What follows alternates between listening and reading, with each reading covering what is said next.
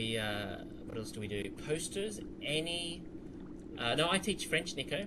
Any subject where you could summarize the subject in a poster, which is almost any subject, isn't it? You get the kids to do JPEGs in Paint, then you upload them into the world, and then you get the kids to stand next to the best poster.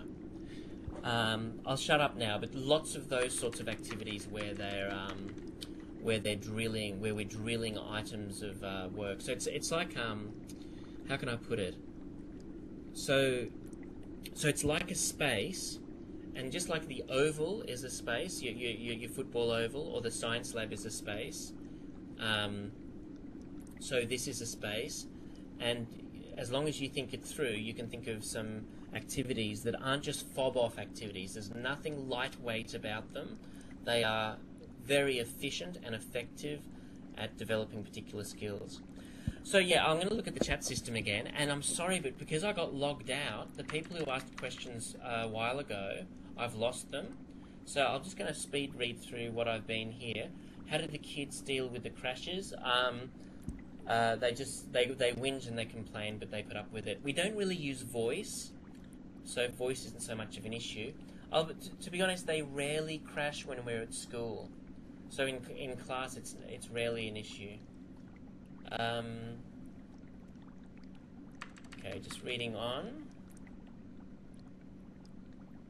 I don't teach IT, I teach French.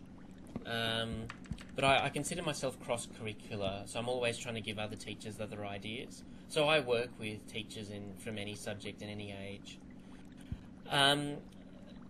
Yeah, Lena, we take them into a computer room. So if a teacher wants to try this, they need to get into a computer room. But it's not terribly hard to do that at our school. We're not one-to-one. We don't have a one-to-one ratio. But yeah, if a teacher wants the technology, they get the technology, so that's fine. No, I don't assess or report on them, Nymphy. There's no reason why I couldn't. But I mean, one of the great payoffs with this is that the kids are hyper engaged. So they don't need the threat of assessment or the motivation of assessment there. One thing we're keen to use it for is with a class that's unmotivated. Simply putting them in Borelli Island acts as an extrinsic motivator, if you see what I mean. Like, it would be great if they just fell in love with maths. Okay, but let's assume that they're the bottom class and it's struggling and morale is low and maybe, bad chemistry's in the class. If we introduce Borelli Island, literally as a bribe, I don't know if that's great educational practice, but you know what?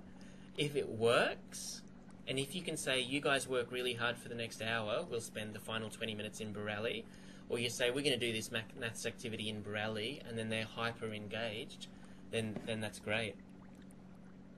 Yeah, we do have computers that are the right equipment, Jas, that's true.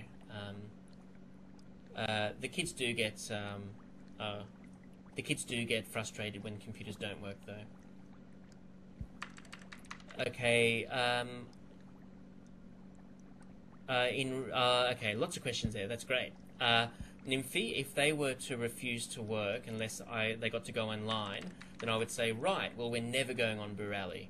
You know, you just don't put up with that sort of stuff from students. All students, not every student in the school has an avatar yet, Nico. Just the students who have either come to me to get an avatar or students whose teachers have said that they want the whole class to go in. In real life, I am in Sydney at Northern Beaches Christian School. My blog website is happysteve.com.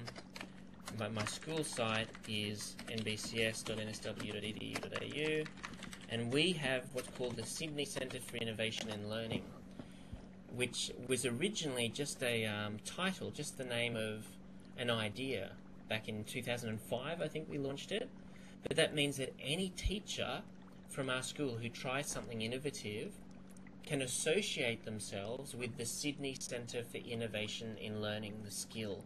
And that's been a great encouragement to teachers who want to take risks, and we support them to the hilt. How many, Jackie, you asked how many hours a week with the average student. The leaders would spend maybe 3 hours a week, I reckon. A lot of kids would only pop in when they come in class. There'd be some kids spending an hour or so a week, some kids just coming in now and then. There's no kid who's addicted or who overdoes it. There's no problems that we've had with the balance. Nico, what you've brought up, Nico said on your blog you mentioned many students studying offline. Can you tell us about this? Nico, are you referring to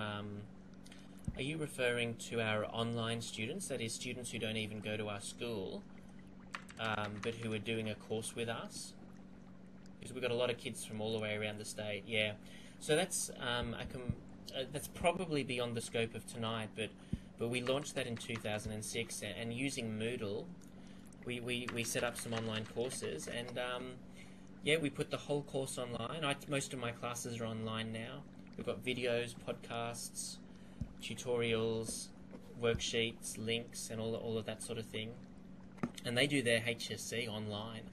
They've done very well, and in fact studies are coming in from around the world showing that online students do better than face-to-face students.